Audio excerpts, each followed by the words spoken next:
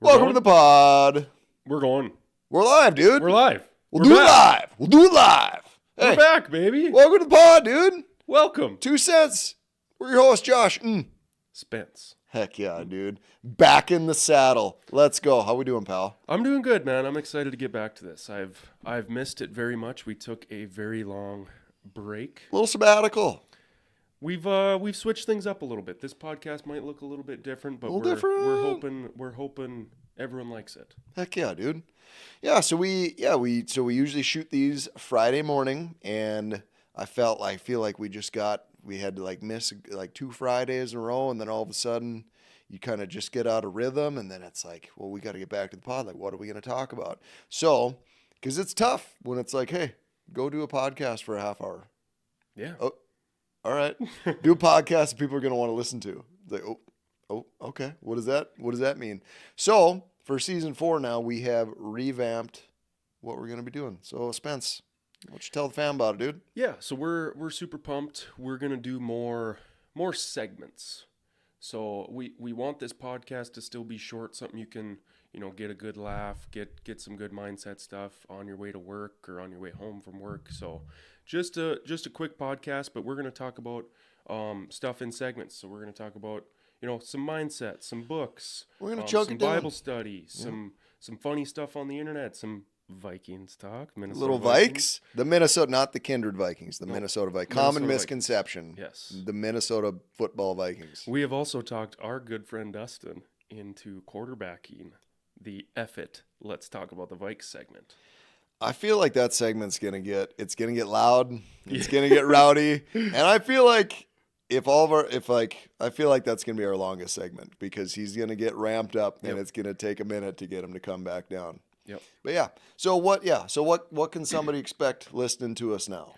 Well, we're going to talk about stuff that we like, honestly. So it sounds a little bit selfish, but that's what we're good at talking about. Stuff that we're passionate about, stuff that we do, stuff that we're working on ourselves. Obviously we all love the Vikes too. So but yeah, instead of doing one half-hour podcast or hour-long podcast only about mindset, we're going to try to talk about mindset in every episode for just 5 or 10 minutes and on to the next segment.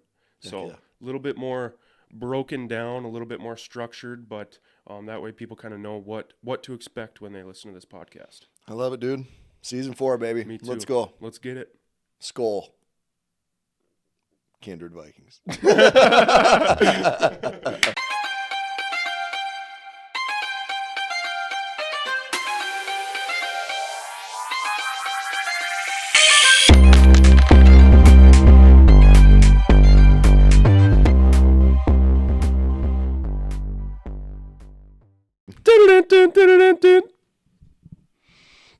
Market Minute. That was sick. I hope you're recording for that. Okay, cool. Okay, cool. All right. This market's crazy. All right, let's talk about the real estate market for a brief minute. Not the most fun of topics, but something we're passionate about, something we do every day, so we do know quite a bit about the real estate market. Most people's wealth is tied up in their real estate, so I would consider that a huge deal, bro. Heck yeah. Let's go. Good point. You should want to know about it. If you don't, figure it out. Figure it All out, right, bro. So what I'm seeing, it's starting to heat up again. It's getting wild. Yeah, we're getting into that kind of that market, that spring market that we are accustomed to. Yes. Like kind of what we always say. As soon as you see somebody jogging outside a T-shirt, it's about to get real out there, and that's what we've seen. What happens is nobody wants to move in the winter, right? Mm-hmm. And I get it. It sucks to move in the cold. I did it. It was in the middle of a blizzard. It was absolutely miserable. But when nobody wants to move in the winter, everybody wants to move in the spring and summer. Well, now all of these buyers are coming in. There's still low supply but high demand. Well, what do you think that gives us, Josh? We should add in there that TI, bring them out. So yeah, demand goes up. Then all of a sudden, as instead of maybe getting a deal or maybe being able to be in the driver's seat of the negotiation, now we're just begging for somebody to accept our offer. Yeah, I just put one in the other day for some buyers. There were 8 offers. Ooh. Josh, is that a lot? Yeah, that's a lot. I'd sign up to take that listing for sure. For sure. But yeah, that means you are bidding over asking price. You're probably waiving the appraisal or paying X amount of dollars over the appraisal. You might even be skipping your inspection if you're beating out 8 other people. Just wild. So, I get it. You don't want to move in the winter, but less demand, same amount of supply. And the thing is too, like everyone who's moving in the spring, everyone, like, you think like, oh, well, also more houses come on. Yes, but those people are also buying a house, right? So, supply is still going to stay around the same and demand is going to get even higher. Yeah, and we've been seeing, like, as far as data goes, like one thing that we track is absorption rate, meaning if no other houses hit the market, how long would it take for all of the houses on the market to sell? And that's right around, like, was it like 2.5? It's under 3 months. Yep. Under 3 months. 2.95 or something. Under 3 months worth of inventory, and anything like 4 months or less is considered a seller's market. Yep. But yeah, we've seen it. Like, we had a few listings that kind of weren't getting much action over the holiday, like really November, but about November 15 to January 1, things really slow down in our market. And then they kind of slowly ratchet up through like the new year, February. But then all of a sudden, like you said, you get that nice spring day and they start coming out. But we had a handful of listings that were pretty slow. And now, I mean, they've just about all sold with pretty good terms, which is great. So yeah, Cool. Picking up out there. That is our Market Minutes. Nom, nom, nom, nom. All right, let's talk a little mindset today. Why don't we? Little mindset. I have been coming back to this quote pretty often because I feel like it shows up in my life in pretty much every aspect. And the quote is this. It's from Lao Tzu. Lao Tzu, a philosopher and writer. The man who loves walking will always walk further than the man who loves the destination. Ooh. Trust the process. Trust the process, dude. Trust the process. Learn to love the process. So in real estate, that would look like everybody wants, for us, like we're in real estate sales. So you might say like, I want to make X amount of dollars this year or whatever, but that would be a lagging indicator, right? So you don't just show up one day and that just happens. You have to do stuff every day to make that happen. And if you come in, and I've seen it now over the last 8 years in real estate, like the people that come in and daily do what it takes to make that happen will do it. And then the other people are like, well, I want to make a bunch of money, but I'm not super interested in knocking on people's doors and making cold calls and doing uncomfortable things.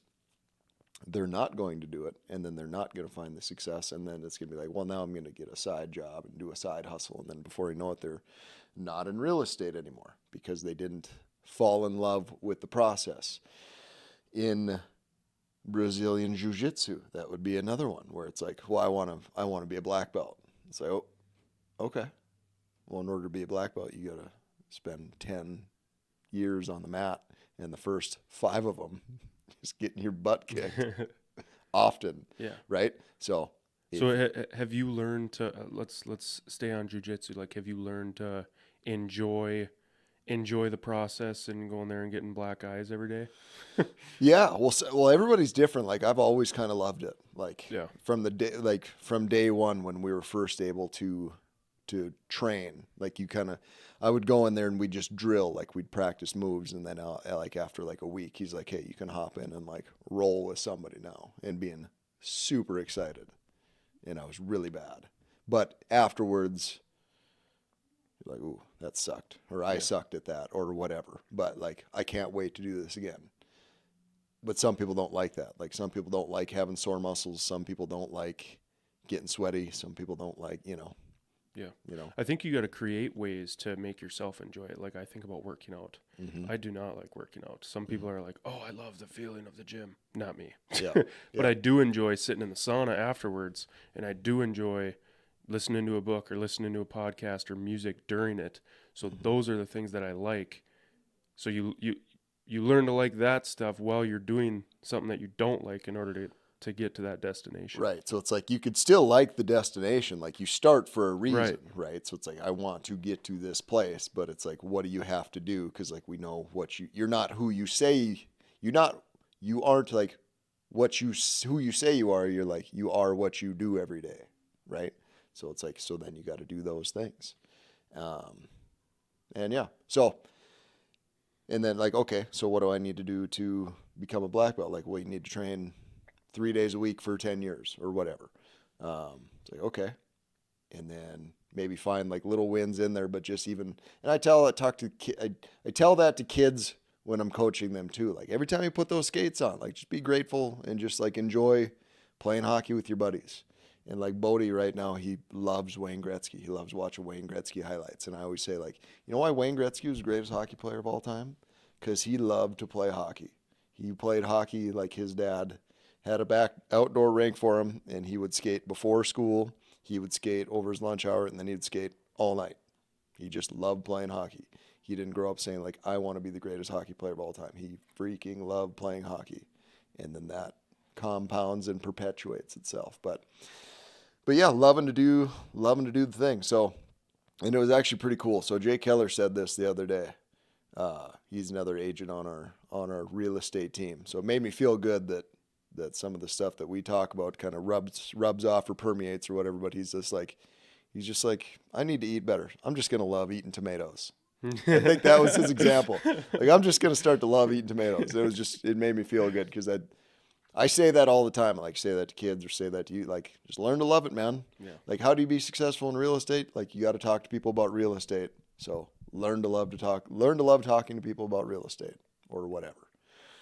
So yeah, the guy that likes to walk will always walk further than the guy that likes the destination because too, like in the walk can suck, right? Like sometimes it sucks walking, sometimes it sucks. Like, and there are days like in jiu-jitsu, like there are days when like you leave on a high, like, oh man, I'm getting pretty good at this. And then there's other days like I want to get my pickup and like almost start crying because I just got manhandled for an hour. But like you do that enough and then like you're going to quit. You know, because like, why wouldn't you? Why wouldn't you quit something that sucks over and over and over again? You know, so it's like, how can I learn to love this? How can I gamify this? I feel like another way to help enjoy the process or enjoying the walk is to create mini destinations in between, so that you're tracking how much better you've gotten or the gain. You know, you're not looking at the gap, you're looking at the gain. That's another book we could talk about one day. But absolutely. Yeah, I mean, give yourself those little wins because obviously it's more rewarding when you feel like you're actually making progress and winning and not just seeing that one destination where you want to get to. 100%, dude. Heck Shout yeah. out Lao Su. Thanks, Lau. Welcome to the book club. Dustin, We should have some like fancy music playing right there, like do like classical. that would be cool. Dustin, we'll have you add that in starting now. Fancy music should be played now. Dustin, can you also Photoshop in a big wall of books behind us, please? We're gonna need a library behind us, and Yes, maybe a glass of wine right here. Maybe Josh has a cigar. Just Photoshop those in. Thank you, Dustin. Anyways, welcome to the book club. We're going to talk about what books we're reading, what we've read. So yeah, Josh, what are you reading? so it's called Mindset: A New Psychology of Success by Carol S. Dweck, and it's super good. And it's basically a long book, and it really just talks about: do you have a fixed mindset or do you have a growth mindset? So what a fixed mindset would look like would be like, well, or two, when you talk about parenting, like a kid gets an A on his math homework and be like, oh, you're really smart. You just tell the kid like, oh, you're really smart, versus like, oh, you must have worked really hard on that. How long did you study? So if you reward them for just being intrinsically smart, then all of a sudden they're less apt to take risks because I'm supposed to be smart. I'm naturally smart. If I fail at something, then maybe I'm not smart. Maybe I'm a dummy. It's also rewarding the process. I mean, like we just talked about in the Mindset Minute, it's rewarding the process rather than just the destination, just the reward. Yeah. But it was a simple conversation. Like there's a kid and you constantly reward him. Like, you're super smart. You're super smart. Yep. You're super special. You're amazing. You're amazing just the way you are. Don't, you always, wow, you're a natural. You're a natural. Like that kid is going to be less apt to want to take risks later in life because if he takes risks, then maybe he won't succeed, and then maybe he won't be a natural, and then his whole identity is wrapped up in just being like smart or naturally good versus constantly reinforcing like, dude, how many pucks did you shoot today? 30? Wow, dude, good for you, man. That's awesome. How long you got 9 out of 10 right on that test? Like, how long did you study for? And so rewarding effort over natural talent because Yep. if that's the case, then it's much easier for that person to control in the future the amount of effort that they put forward. Well, and it teaches them how to respond to failure too. Mm-hmm. I feel like that's more important than how you respond to failure is so much more important than how you'd respond to winning at whatever it is. So you learn a lot more on something that you did wrong or didn't do right, and how can I do it better. That's where you learn more rather than I did what I was supposed to do. Right. We just talked about that at one of our real estate calls too. It's like what's a big detriment to new agents, like someone that just gets into like a sales position. One of the biggest detriments is like immediate success, because then they just think, oh, I'm good at this. This is easy. I'm a natural versus learning, because then in the future, like the markets change and things change or whatever. Versus like learning how to do all of the right things as opposed to just immediately like, oh, I'm good at this. This is easy. It's different, Heck yeah. Mindset. Trust the process again. What was that book called? Mindset: A New Psychology of Success by Carol S. Dweck. It's one of my. I read it probably once a year, and it's awesome. Cool. Game Check changer. that one out.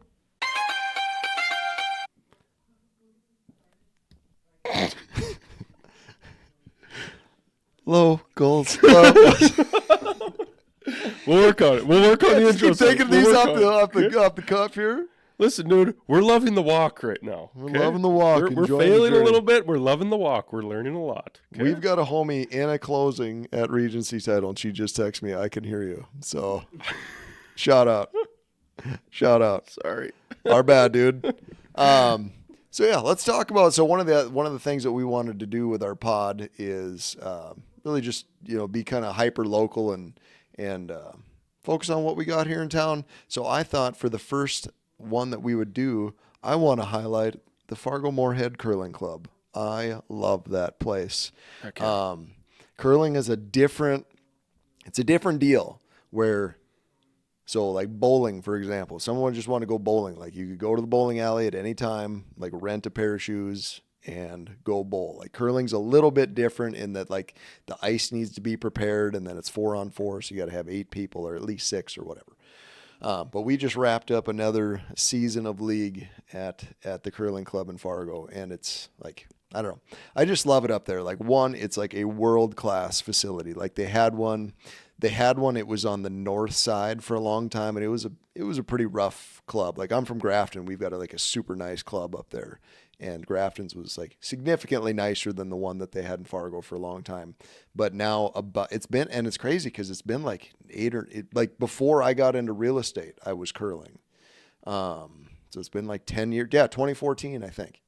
So it's been here for 10 years. You can almost see it from our office, but it's like a world-class facility. 6 sheets of ice, like a nice main floor, but then an upstairs with a bar and so you can't just go there and so you curl can't at any time. you can't just drop in and curl, but if you go to, I'm sure it's like fmcurling.club.com, like there's a bunch of different leagues you can sign up for, and then if you wanted to just like try it one time or do like a curling tournament, it's called the Bond Spiel. Oh, okay. People call them Bond Spiels, and I can't stand it. It's like being called a realtor. I can't stand it. But that's fine.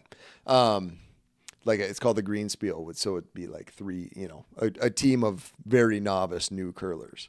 But I feel like a lot of people will put on Learn to Curls, and that is exactly what we are going to do in December. We're going to host our client appreciation Christmas party at the curling club, and it's going to be sweet, and people have the opportunity to like learn to curl. But I don't know if anybody has any interest, like I'd reach out or go on the Fargo, just Google Fargo Curling Club, and it'll pop up, Yeah. and there'll be opportunities to curl. But it's been like, like the sport itself is very fun. It's kind of like golf, and what like you don't have to be good at it to enjoy it. It's a very social sport.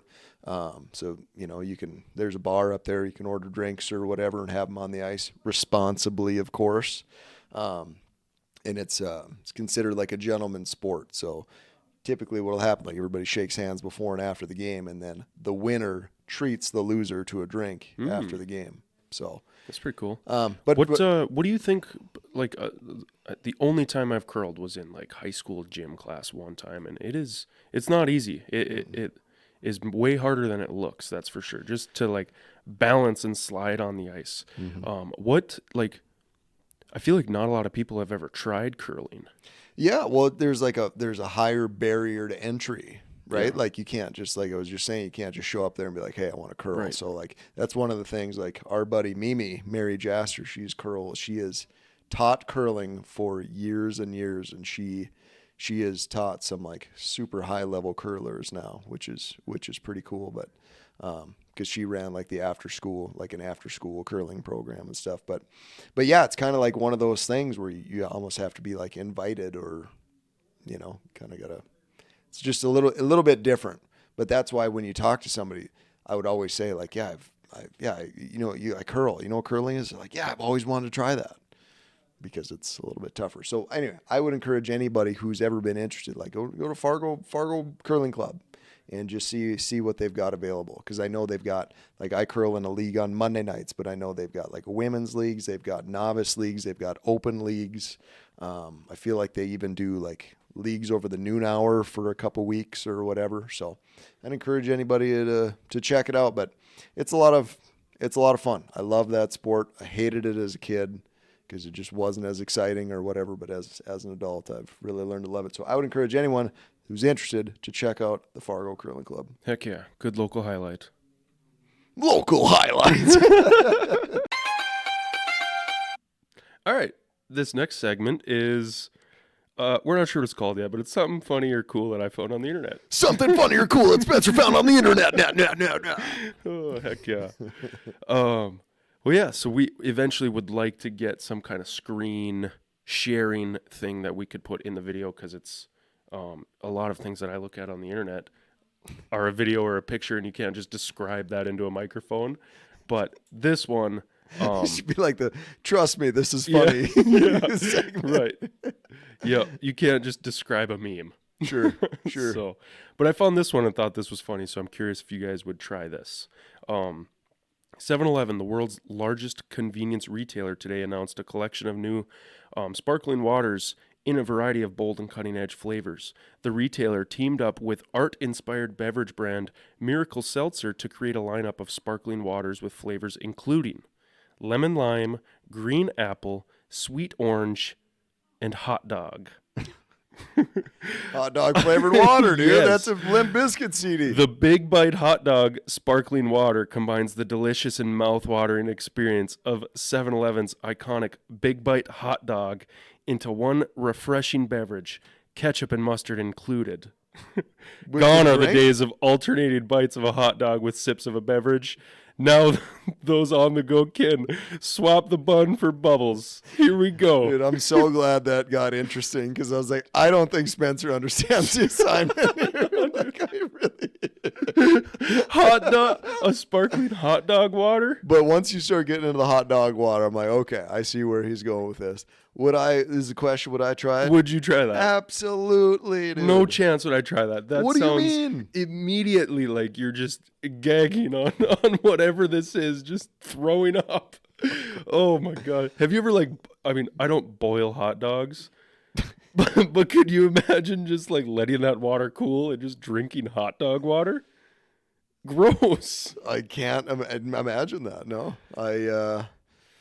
Yeah. That's How nasty. We got is there a 7-Eleven nearby? I don't think we do 7-Elevens here. No? Where do you think the closest one is? Like cities? Minneapolis, St. Paul, I would imagine. I would absolutely try one. I would try one. I would not pay for one. Okay. Those are two different things. If I were to pay for it, would you drink the whole thing? Has to be the whole thing, though. I would not drink the whole thing. I would take a sip. One sip, everybody knows the rules, and then I would take another sip, and that's probably would be it. What if I included a drink that you liked? So you could, you drink the whole big bite hot dog water.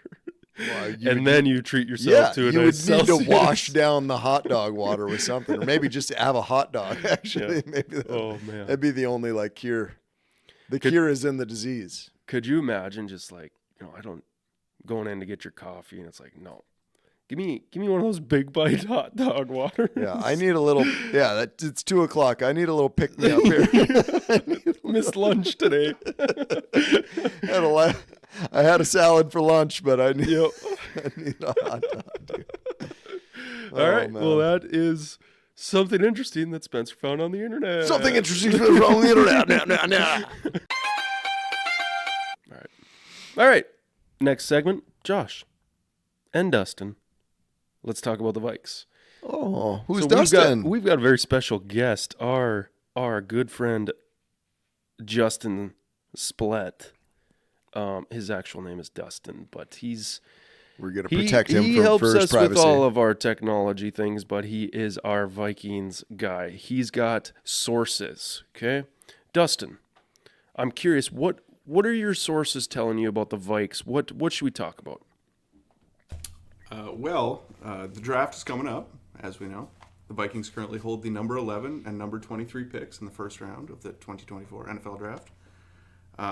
So I have 3 hypotheticals for you, 3 situations, and I want to hear what you guys think about these and which one you'd pick and why. First option, stay at picks 11 and 23. Do not move up. I see you shaking your head. Okay, you do not move up. You take the best available player at 11. Could be a defensive tackle, which they desperately need. Could be a cornerback. Okay, maybe J.J. McCarthy slides. I'm going to say probably not. And then at 23, you take Bo Nix or Michael Penix. Okay, that's option 1. I hate it. Okay. I don't love it. Okay. Option 2, bundle pick number 11 and pick number 23. Just those 2 from this first round of this draft, and move up to number 5 with the Chargers. You swap with the Chargers, okay? Then you would take probably J.J. McCarthy, who would slide to number 5, assuming that the Cardinals take Marvin Harrison Jr. with number 4. This would need to be a draft day trade. More than likely, this would need to be a draft day trade. Because if we're stuck on 5 and 4 quarterbacks are taken first, we're in trouble. Yikes. Sounds like 8 and 9. Okay, what's the third? The third one is, this is going to be costly. Number 11, number 23, next year's first, and probably additional capital to move up to number 3 with the Patriots. Because it kind of sounds like the Washington football commies are not moving off that number 2 pick. Sure. Probably going with Jaden Daniels. Sure. Which would be, I mean, you'd move up for a quarterback. So your options at this point would probably be Drake May or J.J. McCarthy. Now you got to think about fit for the Vikings and everything that goes into it. Which option would you take? Where do I sign the papers on number 3? Absolutely, all day. You want 3 first-round picks? Done. You want 4 of them? I don't care. Give me Drake May. What did the Rams say about those picks before they won the Super Bowl? Ooh, that's a good question. We don't need the picks. They Dude. said we don't want win those Super Bowls with football picks. with draft picks.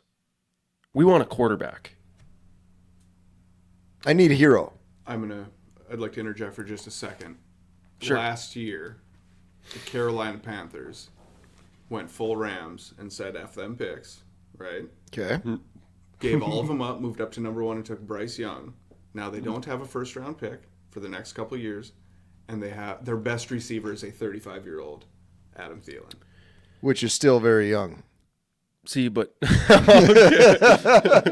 Which isn't old by any stretch of the imagination. But he's never looked better. okay, Super fit. Here's the deal.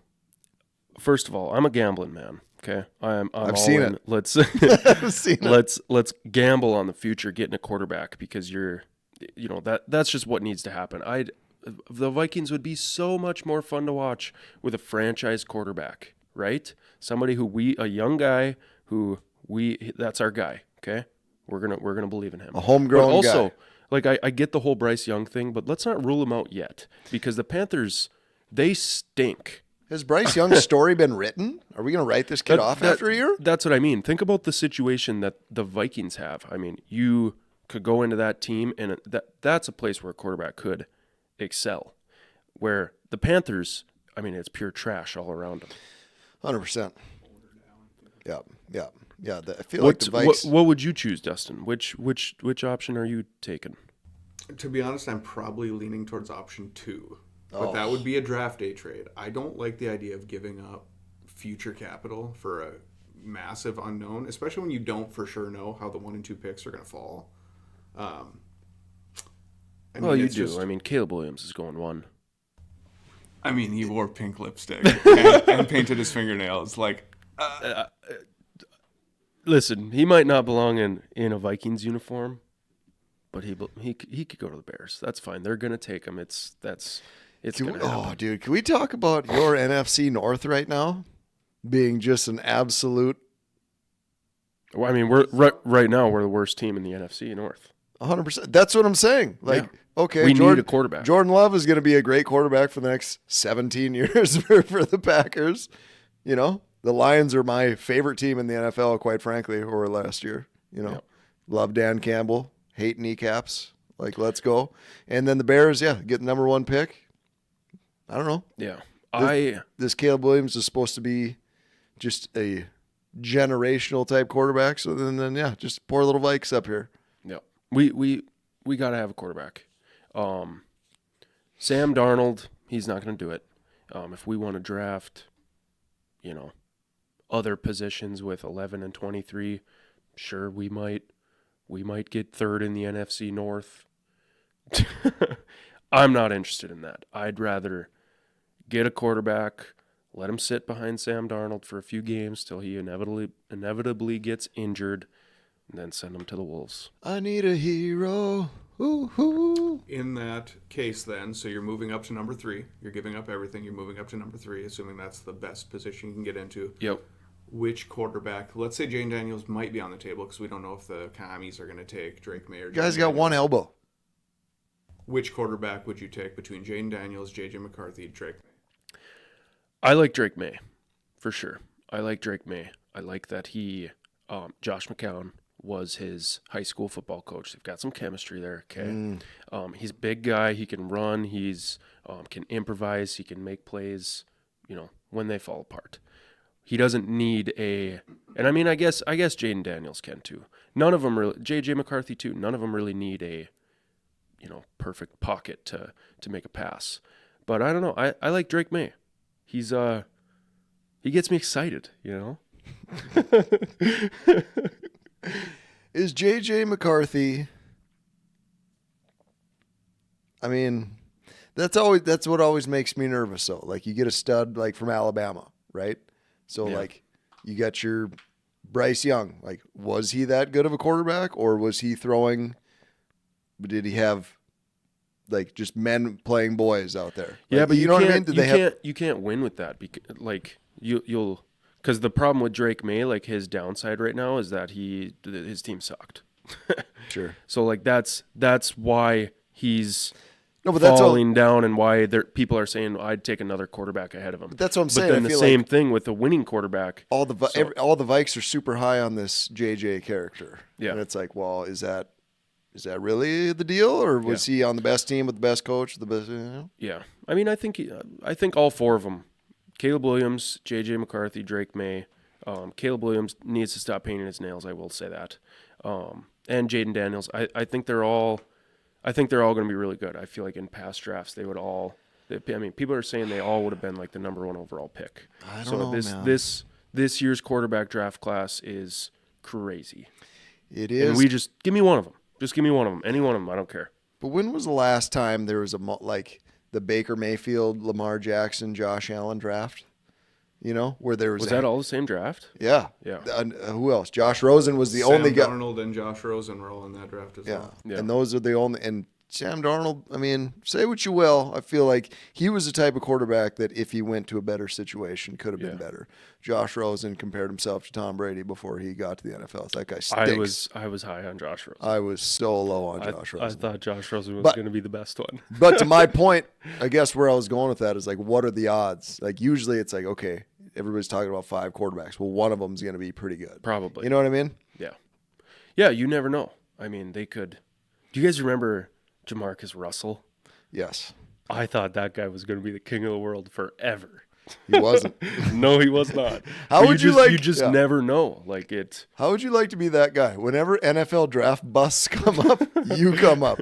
Or like anytime there's a YouTube video about NFL draft busts, you're the thumbnail. like that's. I feel like I remember him like he would like be on his knees and he just threw the ball like 80 yards. Right. It's just sweet. Who was the Matt Leinart and then the Texas quarterback? Vince Young? He was another guy that didn't really. He was like a stud. Neither one of them really did. And, you know. But yeah, you just never know. Or like Johnny Manziel, like Johnny Football, whatever, didn't exactly translate. Like you just don't know. So then you have to take the risk. You still have to take the risk. You got to do it. You got to try it. Okay. What choice would you take out of those 3 options? I forgot what the choices were. Oh no. No. You want to stay at pick 11 and 23? You got to move up and get a quarterback. Yeah. You got to move up and get a quarterback.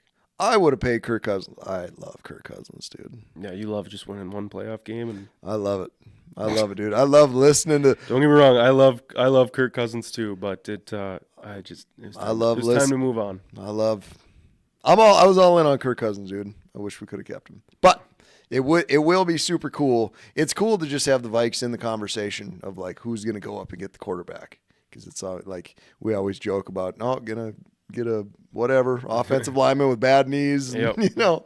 So it is cool about like having them in the conversation, the national spotlight. On that note, do you know how many times the Minnesota Vikings have selected a quarterback in the top 10 of the NFL draft? 1 time, 0 times, 0 times. Really? They have never taken a quarterback in the top 10 of an NFL draft. Wow. Dante Culpepper, I believe, was 11 or 12. Did we draft Christian Ponder? 14th, I think. Okay. Yeah. So. What about Teddy? He was the at last pick of the first round. Yeah. Okay. Never top 10. Okay. Well, let's give it a shot, huh? So never had a top 10 pick, never won a Super Bowl. Weird. That's Yeah. Let's give it a shot, dude. What do we have to lose? A couple draft picks? Hey, who cares? See you in February. Get rid of them. Thanks so much for watching. Don't forget to like, comment, and subscribe for more content like this. If you have any suggestions for us, make sure to leave them in the comments. Until next time, watch for deer, shake your bug.